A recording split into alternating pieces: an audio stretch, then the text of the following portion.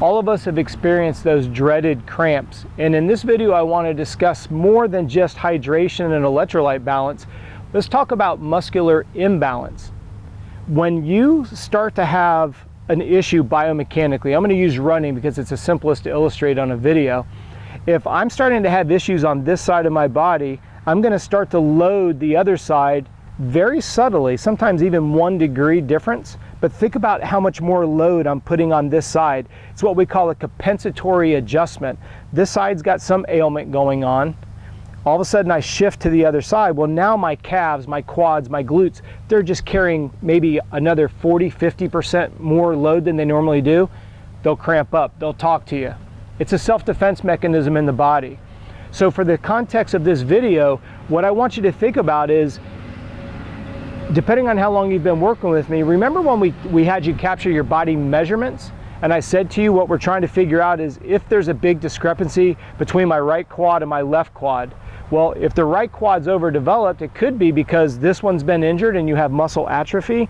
Maybe you're just right dominant, and so you always lead off on this one, so you create a muscular imbalance. Well, long-term muscular imbalances will start to lead to cramping, which will ultimately lead to muscle tears and injuries, something that none of us want.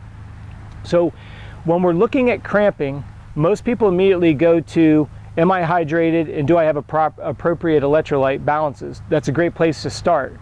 I want you in this video, from a concept standpoint, take it a little bit deeper.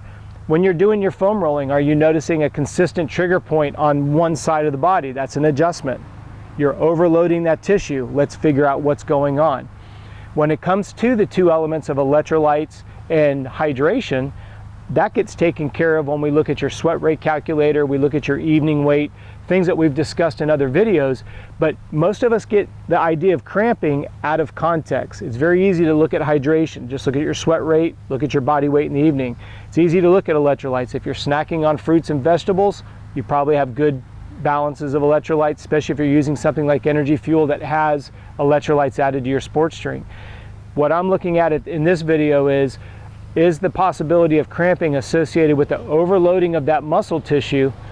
And if it is, you can catch it early and keep yourself from getting injured. And obviously that's our #1 goal.